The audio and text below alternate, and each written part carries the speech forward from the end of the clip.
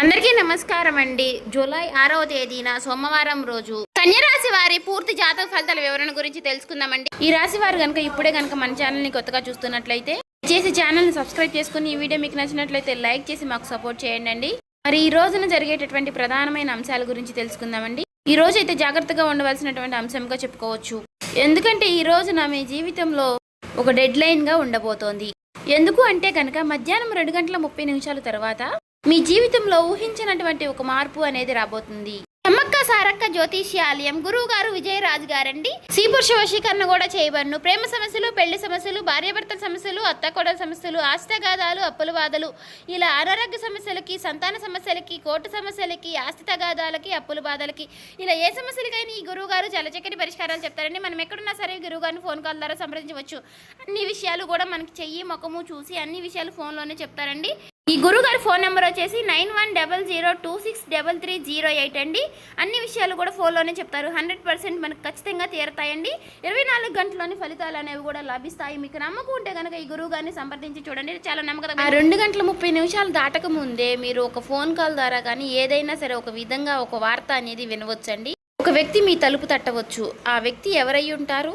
ఆ వ్యక్తి ద్వారా ఆ వార్త వినగానే ఒక్కసారిగా మీ గుండె జల్లుమంటుంది. ఇది ఒక షాకింగ్ న్యూస్ గా చెప్పుకోవచ్చు. అయితే ఈ వార్త మిమ్మల్ని భయపెట్టేటటువంటి వార్త కూడా కావచ్చండి. లేదంటే ఒక ఆనందంతో ఉక్కిరిబిక్కిరి చేసేటటువంటి ఒక శుభవార్త కూడా ఉండవచ్చండి. మరైతే ఈ వీడియో మీ జీవితాన్ని తప్పకుండా మలుపు అయితే తిప్పబోతుందని చెప్పుకోవాలి. కాబట్టి ఈ వీడియోని మీరు ఎక్కడ కూడా స్కిప్ చేయకుండా చివరి వరకు చూస్తేనే మీకు అప్పుడు ప్రతి ఒక్క చిన్న విషయం కూడా క్లారిటీగా మీకు అర్థమవుతుందండి. ఇక సాధారణంగా ఏంటంటే ఈ రాశి వారు చాలా అంటే చాలా తెలివిగా ఉంటారు. చాలా గొప్ప తెలివితేటలను కలిగిన వారై ఉంటారండి. అలాగే మంచి దురదృష్టి కలిగిన వారిని కూడా చెప్పుకోవచ్చండి. అలాగే మీకు ఏదైనా ఒక విషయం జరిగే ముందు ఒక రకమైనటువంటి సూచన, అంటే అది అంతర్బోధ, అంటే ఇలా జరుగుతుంది అని చెప్పేసి మీ మనసుకి కనిపిస్తూ ఉంటుంది. కానీ ఈ మధ్య కాలంలో మీ మనసు మొద్దుబారిపోయినట్లుగా మీకు కూడా అనిపిస్తుంది కదా. అంటే మీరు అనుకున్నవి ఏది కూడా పూర్తిగా వర్కౌట్ కావడం లేదండి. గత కొన్ని రోజులుగా ఎదుటివారు కూడా మిమ్మల్ని అర్థం చేసుకోవటం లేదనేటటువంటి బాధగా, అది కూడా మీలో ఒక వంతు బాధగా ఉంది. మరైతే మీ గుండె లోతుల్లో ఏదో ఒక అద్భుతం అనేది జరగబోతుంది అని చెప్పేసి మీరు మాత్రం మనసులో పూర్తిగా ఏదో ఒక విషయంలో నమ్ముతూనే ఉంటారు. అయినప్పటికీ గత కొన్ని సంవత్సరాలుగా మీరు ఒక గందరగోళమైనటువంటి పరిస్థితులు అనేది చిక్కుకున్నారండి. చెప్పాలంటే ముఖ్యంగా ఒక ఆర్థిక పరమైనటువంటి విషయంలో కావచ్చు, లేదంటే ఒక డాక్యుమెంట్స్ విషయంలో కావచ్చు అండి, లేదా భూమి విషయంలో కావచ్చు. ఇలా మీరు ఎదురు చూపులు చూస్తూ ఉన్నారు. అసలు ఇది జరుగుతుందా లేదా అని చెప్పేసి ఒక రకమైనటువంటి సంఘటనతో సంవిధ్యంలో మీరు కొట్టుమిట్టు ఆడుతున్నటువంటి పరిస్థితులు కూడా కనిపిస్తూ ఉన్నాయండి. మరైతే మీరు బాగా నమ్మినటువంటి కొంతమంది వ్యక్తులు కూడా మీ మీద నెగిటివ్గా సమాచారం అనేది చేస్తూ ఉండటం. అయితే రేపటి రోజున మీకు మధ్యాహ్నం ఈ టెన్షన్స్ కానీ, లేదంటే తర్వాత జరగబోయేటటువంటి అంశం గురించి కానీ తెలుసుకుంటే ఇది మీకు చాలా చాలా ప్రత్యేకంగా మీ జీవితంలో ఉండబోతుంది. ఇప్పుడు అసలు విషయానికి వస్తే కనుక రేపటి రోజున మధ్యాహ్నం 2:30 లోపు మీకైతే ఒక వార్త అయితే అందుతుందండి.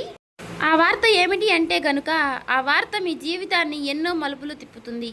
అంటే దీని గురించి మీరు ఎప్పుడో ఆశలు వదిలిపెట్టుకున్నటువంటి ఒక పాత విషయం గురించి ఆ చర్చ అనేది కావచ్చు. అదేంటంటే మీ ఆస్తి తగాదాలు ఏదైనా, ఇలా దానికి సంబంధించి మీ యొక్క విజయానికి కారణం కావచ్చు, లేదా ఎంతో కాలంగా మీరు ఎదురు చూస్తున్నటువంటి ఒక విదేశీ ప్రయాణం అయి ఉండవచ్చు. ఇంకా లేదంటే ఒక భారీ మొత్తం ఒక అమౌంట్ అనేది మీ అకౌంట్లో పడడం, దాని గురించి అయి ఉండవచ్చు. మరి మీకు రేపటి రోజున ఆ సమయంలో ఒక శుభ పరిమాణం అనే చెప్పుకోవచ్చండి. అందులో కూడా ఒక ట్విస్ట్ ఉంటుందండి. ఆ వార్త వినగానే మీకు నేరుగా అయితే ఆ వార్త ఏమీ రాదండి. ఏదైనా ఒక వ్యక్తి ద్వారా హఠాత్తుగా ఆ వార్త అనేది మిమ్మల్ని చేరుకుంటుంది. మీ గుండె ఎందుకు జల్లుమంటుంది అంటే ఆ వార్త వినగానే మీ గుండె జల్లుమనడానికి 2 రకాలైనటువంటి కారణాలు అయితే లేకపోలేదండి. మొదటిది ఏంటి అంటే నమ్మలేనటువంటి ఒక నిజం, అంటే ఇది మనకి సాధ్యం కాదు కదా అని పూర్తిగా ఫిక్స్ అయిపోయినటువంటి ఒక నిజం. కానీ ఆ వార్త వినగానే అది సాధ్యమైపోయిన అని తెలుసుకోగానే మీ యొక్క మెదడు మొద్దుబారిపోయినట్టుగా అయిపోతుంది. అంటే మీరు చాలా ఆశ్చర్యపోతారన్నమాట. ఆ షాకింగ్ న్యూస్ వల్ల వచ్చేటటువంటి ఎమోషన్ ఏదైతే ఉందో అది మీ గుండెను కూడా తాకుతుంది. ఇక ఆ వార్తతో పాటుగా ఒక పాత వ్యక్తి పేరు కూడా మీకు రేపటి రోజున బయటకు వస్తుంది. అతను లేదంటే ఆమె మరలా వారు మీ జీవితంలోకి రావడం అనేది జరుగుతుందన్నమాట. వారు వచ్చారా అనేటటువంటి ఒక షాకింగ్ అనేది మీలో కలుగుతుందండి. అది ఆనందం భయం రెండు కలగలిపినటువంటి ఒక రకమైనటువంటి ఒక గొప్ప అనుభూతి లాగా మీకు అనిపిస్తుంది. ఈ అనుభూతి కారణంగా మీకు ఊహించిన విధంగా వచ్చేటటువంటి ఆ ఒక్క వార్త కారణంగా మీరు ఒక్కసారిగా ఆశ్చర్యపోయేటటువంటి అవకాశాలు కూడా చాలా అంటే చాలా ఎక్కువగా కనిపిస్తున్నాయండి.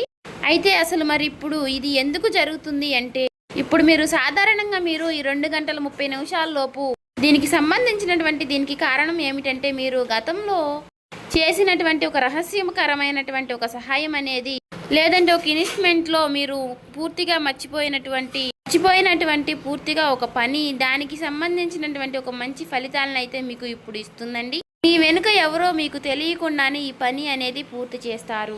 ఎవరు చేసుంటారు అని చెప్పుకోవాలి అంటే మాత్రం ఆ భగవంతుడే చేశారని చెప్పుకోవాలి. అంటే ఈ రోజున కొంతమంది వ్యక్తులు ఆ నిజాన్ని బయట పెట్టాలి అని నిర్ణయించుకుని ఉంటారు. అయితే అందుచేత వారు ఊహించని విధంగా మీకు ఈ ధనలాభం అనేది మీదే, ఈ ఆస్తి కూడా మీదే, దానికి సంబంధించినటువంటి డాక్యుమెంట్స్ కానీ ఇలాంటివి ఏవైనా సరే తీసుకువచ్చి మీకు పూర్తిగా వివరణ అనేది చేస్తారండి. వీటన్నిటిని చూసుకుంటే కొంచెం రెస్ట్ తీసుకునేటటువంటి ప్రశాంతకరమైనటువంటి రోజు అని చెప్పుకోవచ్చు.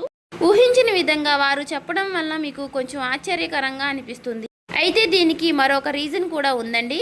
గ్రహస్థితి పరంగా చూసుకున్నట్లయితే గనుక మీకు ఈ రోజున శని ప్రభావం అనేది కొంచెం తక్కువగానే కనిపిస్తుంది. అలాగే ఈ రోజున మీకు శని భగవానుడు మంచి అవకాశాలను కూడా ఇవ్వబోతున్నాడండి. రాహువుల యొక్క సంచారం, గురు దృష్టి మీ యొక్క రాశి యొక్క పైన కూడా పడిందండి. కాబట్టి ఈ 2 గంటల 30 నిమిషాలు అనేది ఈ రాశి వారికి ఒక ముహూర్తం లాంటిది అన్నమాట.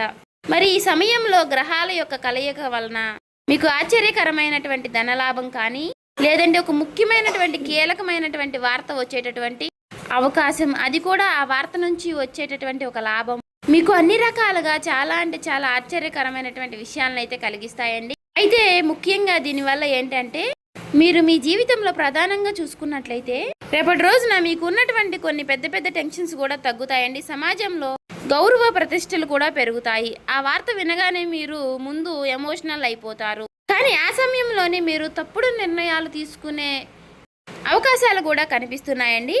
అంటే అలాగే ఏదైనా మీరు కొంచెం అంటే మీకు బీపీ అనారోగ్య సమస్యలు ఉన్నవారు కూడా ఆవేశపడిపోయి తొందరపడి నిర్ణయాలు తీసుకోకుండా కొంచెం ప్రశాంతంగా నిర్ణయాలు తీసుకోవడం, సమర్థవంతంగా ఎదుర్కొనేటటువంటి ప్రయత్నం అనేది చేయాలండి.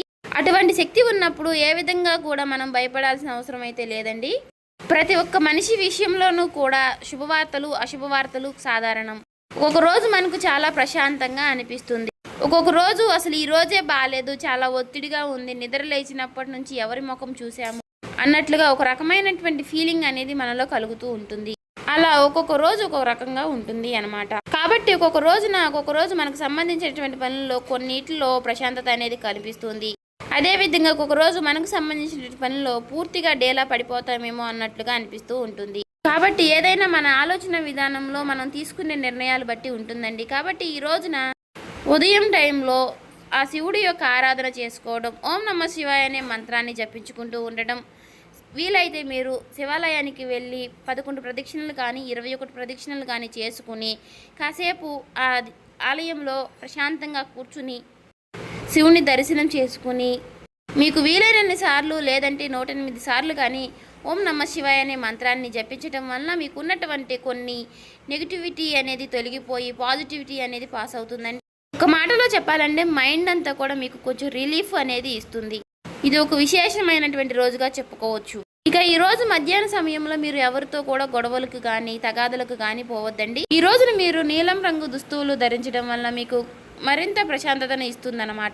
అంతేకాకుండా ఈ రోజున మీకు పసుపు రంగు వస్త్రధారణ కూడా మీకు ఎంతో జయం కలిగిస్తుందండి. అలాగే ఈ రోజు మధ్యాహ్నం మీ జీవితాన్ని మార్చేసేటటువంటి ఒక ఫోన్ కాల్ అనేది మీకు వస్తుందండి. ఆ ఫోన్ కాల్ రూపంలో మీ జీవితంలో ఒక సరికొత్త వెలుగుని నింపాలని చెప్పేసి మనస్ఫూర్తిగా నేను కూడా కోరుకుంటున్నాను. ఇక ఈ రోజున మీకు తూర్పు దిక్కు ప్రయాణం అనేది ఎంతో విశేషంగా ఉంటుంది. ఇక ఎప్పుడూ కూడా మీకు వీలైనంత సహాయం మీరు ఎవరికైనా చేయడంలో మీరు ముందుంటారు. ఒకరిని ముంచాలి, ఒకరిని నష్టపెట్టాలి, ఒకరికి సమస్యలు కలిగించాలని చెప్పేసి మీరు ఎప్పుడు కూడా అనుకోరు. మీ మనసులో కూడా మీకు ఎప్పుడూ కూడా అలాంటి ఊహలు కూడా రావండి. కాబట్టి మీ మంచితనం వల్లే మీకు ఎప్పుడూ కూడా మంచి జరుగుతూ ఉంటుంది. అలా మీకు ఆగిపోయినటువంటి పనుల్లో కూడా ఒక మంచి మార్పులు కలగడానికి అది కూడా ఒక సహాయపడుతుందండి. అలాగే మనం ఎప్పుడైనా సరేనండి చేసినటువంటి మంచి పనులు మనకి ఒక్కొక్క రోజు మనకి అవే సహాయపడుతూ ఉంటాయని చెప్పుకోవచ్చు. అలా నిదర్శనమే ఈ రోజు అండి. కాబట్టి మీ జీవితంలో రాబోయేటటువంటి మీ జీవితంలో ఒక మంచి మార్పు అనేది వస్తుంది. మీరు మనస్ఫూర్తిగా మంచిగా ఈ రోజున పాజిటివ్గా ఉండండి. మీ మనసులో మీరు ఎప్పుడు ఎటువంటి నెగిటివ్ ఆలోచనలు అనేవి చేయకండి. అలాగే మీరు ఏదైనా ఒక విషయం గురించి నిర్ణయం అనేది తీసుకునే ముందు 1కి 4 సార్లు ఆలోచించి పెద్దల యొక్క సలహాలు సూచనలు తీసుకుని జాగ్రత్త నిర్ణయాలు అనేవి తీసుకోండి. అలాగే మీ ఇంట్లో పెద్దల యొక్క ఆశీర్వచనాలతో పాటు మీ జీవిత భాగస్వామి యొక్క నిర్ణయాలని గౌరవించండి. ఇక ఈ రోజున మీరు బయటికి వెళ్ళే ముందు ఆ శివుడి యొక్క బసం కానీ లేదంటే సింధూరాన్ని కానీ ధరించండి నుదుటిన. ఇలా ధరించడం వల్ల మీకు వచ్చేటటువంటి కొన్ని నెగిటివ్ ఆలోచనలు నెగిటివ్ సమస్యలు అనేవి తొలగిపోతాయి. అంతా కూడా పాజిటివిటీగా ఉంటుంది. మీ మనసు కూడా చాలా ప్రశాంతంగా ఉంచుకోనండి.